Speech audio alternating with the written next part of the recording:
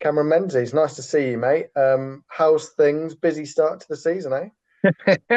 Yeah, not bad, but it's been a bit mental this start of the season with all these European tours and travelling abroad with the Pro Tours and stuff. So it's been a bit hectic.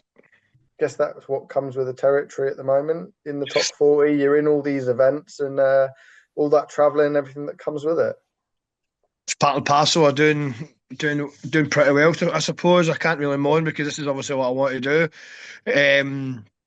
Yeah, it's just tiring, especially when I'm trying to work in between. But these days, the tools are. I bought new tools recently, and they're still in the wrapper.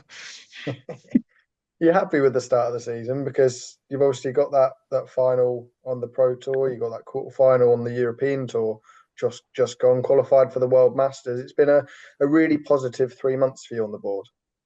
Yeah, I don't feel I don't. This is me, my personal. I still think I played better last year than I did this year, but Mm. I think maybe get a bit more experience with the Pro Tours and stuff. I'm grinding out wins sometimes. Like sometimes you play great and it's good to have those 100 averages, but sometimes you've got to grind out 90s and 91s and stuff. It's just about timing, and I think that's where the best players in the world. Like they're consistently hitting 100 averages, but their poor games are still grinding out results and doing good runs and stuff. So it's been good to get a good start because it takes the pressure off a little bit because I've looked at the rankings at the moment and I'm pretty in a good place to qualify for the Worlds and the Players' Championships already, which is always good because there's nothing worse being in the last few weeks kind of thing and having to pick up a win here and there and hope other guys falter because I remember like the first 2 years and last year's the first year I've done it quite early and I'm hoping to do the same this year to make life a wee bit easier. Those Pro Tour events, you're having more and more success on them. Do you think something's maybe clicked a little bit with them because they're very different from the game on the stage? It's not as much never, I can tell you that. I feel like I'm getting a bit more consistent with like the depth of game. Usually I'll play two good games and then have a stinker. And I feel like these days I'm been quite consistent over a longer day kind of thing. I think that's just because playing these pro tours more, playing these guys more, it definitely brings your game on because you're playing against the best in the world. Euro Tour the past weekend. Obviously, you got to the quarterfinals in Gottingen. You had that mad game, that mad final leg against the God. Decker. Can you sort of explain the emo? I mean, we could see the emotions, but can you sort of Oh, explain what you were going through?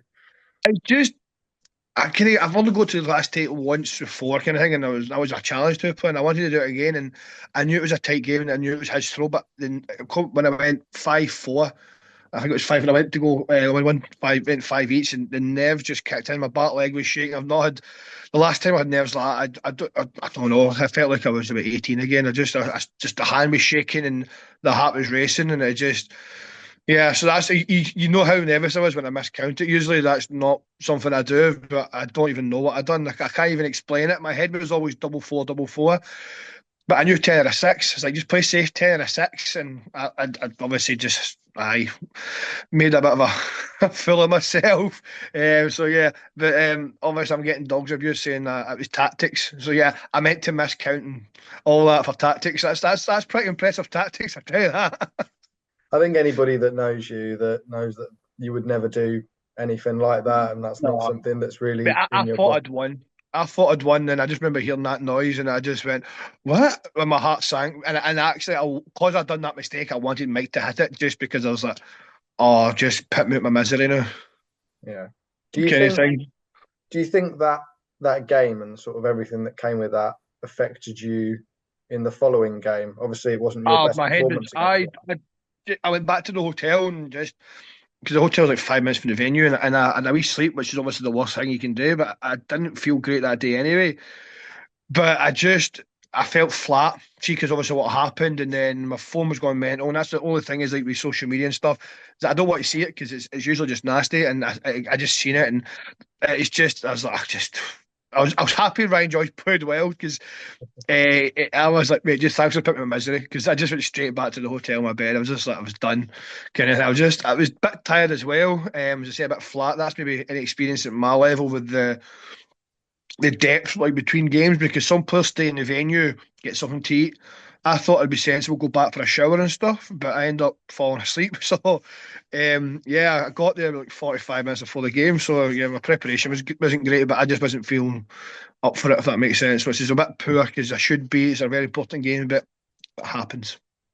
Do you think, in general, be able to deal with those nerves in those pressure moments is something maybe you need to work on and work out what's going wrong there? Or Yeah, well, the thing is, though, like, it's the first two games I always have nerves anyway, but I usually, that's why I throw fast, like my hand always moves, because if I keep my hand still like Peter Wright, my hand shakes terrible kind of thing. So I'm always a nervous person, just as I've just been this way all my life.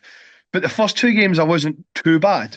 Kind of thing is, there's sometimes you get into a zone where you've got a little bit of nerves, but you're on top of them, and other times I'm you can say I'm a mess kind of thing. But I've been told to go to the doctors and stuff and get stuff for it, because obviously it's sort of do with anxiety. I struggle with anxiety and stuff, and they always that's how you, when you watch me try and talk and stuff, I look away all the time 'cause I don't like giving eye contact. So yeah, I'm a bit fidgety and stuff, but there's stuff people have asked me to go and check. They said I went to a sports coach, and the first thing he said to me was a life coach, and he's within 2 minutes he thought he had autism. I was like, I don't know, never been checked. So stuff like that just makes it all weird, but. Um, I'm hoping to go and get it found out if there's maybe something else, because I'm a nervous wreck. But it's something that you need to deal with to play darts. But for some reason, I'm fine most of the time. But there is certain times I'm terrible. yeah, I guess at sort of top level sport and you're a top 40 player in the world, Yeah. those things are affecting you so much, then you need to go down avenues to try and fix them, I guess.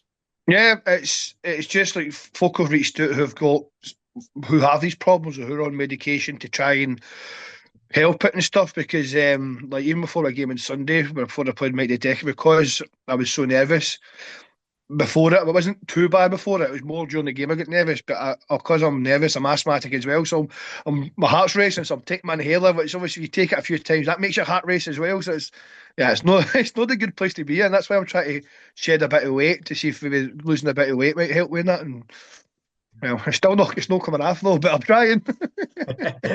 um, Look, moving it back, last year was a really good year for yourself, making things like the World Matchplay, the World Grand Prix, putting yourself in those positions for those major tournaments. Yeah. This year, is it more of the same? Make sure you get in those tournaments and give yourself a shot. Yeah, well, looking at the tables at the moment, I think I'm in the match play this year, which has always been the tournament I've always wanted to play in. Because the mum and dad don't get down to see much stats, but I think they'll get to Blackpool, because Scotland and Blackpool is just a thing we always do. We used to go to Blackpool all the time. So I've never been to Blackpool for the darts apart with Fallon, but I'm in that, which is good. My aim is obviously that my target will be top 32 player, but my aim is always just keep my tour card, because I know how hard it is to win it. And I said if I keep my tour card, you can make good money and stuff, and you can basically be a pro dart player. But obviously going on last year, I'd be happy if I could do that consistently, because it's a pretty good year.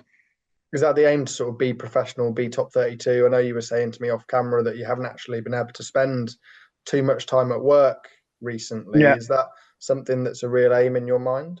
Aye, but that was always been the aim. I've always said like I said before I ever won my tour card, if I started making X amount a year, I would just give up the plumbing. But the company's been great with me, and if it wasn't for them, I would have maybe struggled with this, because they've given me time off left, right, and centre. I'm down to basically 3 days a week. But generally the last 2 months, I've been there, I think about 5 days if you're lucky, kind of thing. And they understand. I said to them, because of a good end of last year, a good start to this year, as I'm in so many European tours. There are more pro tours now and then abroad, so you need to travel and stuff. So that's the thing. You take a day off to travel, then you play, and then you take a day off to travel back, kind of thing. So it's hard work, but it is the aim, and it's going towards that way. And I do think this year at some point the tools will be put by for a little while, and then hopefully that gives me more time to practice and then build on it. But the reason I wanted to keep my job is in case the darts go Pete Tong kind of thing. But if I have a good start to the season, which I have, and basically qualify for the Worlds nearly already, it takes that pressure off you, because there's nothing worse having to win a game to pay your bills and stuff. So try and get that out of the head, get the year started well, and then we go from there. Is it harder than people think to? I know you haven't had to balance it that much because your work's been so good. But people Yeah. don't realise that players ranked 50 something, 60 something in the world, they're having to go to work as well as play Yeah. what's seen as professional darts. Yeah, I do think sometimes you'll fit either be work. Sometimes at work they'll be tired, or sometimes you go to a game of darts and they'll be a bit flat, kind of thing. Because it's just it's energy. Like darts is maybe not physical, but it's more mentally. And there's sometimes if your head's not right, you can see it in guys' games straight away. It's not like they're playing bad. It's just maybe their head's not. Well, you can see it in me pretty obvious, but everybody's got bad days, and it might not be because they're just bad dart players. It's just sometimes the head's flat, they're tired, they've not had a good sleep, they arrived that morning to the darts kind of thing. So it's all preparation. If you have bad prep or a bad day to work, some days it affects your darts. So it is hard because we all want to go professional and put the 6 hours in a day and stuff. But it's, if you don't have the backing of you've got a family and you've got a house, you can't guarantee it because if you've got managers, they pay for stuff for you, but they take a percentage as well. So the money you see what you make, we don't all make that. So it's good money if you get high up, but the guys that you say 50, 60 in the world and that are it's a big risk to take that. Absolutely. Appreciate the time as always, Cammy. Great chatting. No worries, mate. The Appreciate it. Pro Tours next week. Cheers, mate.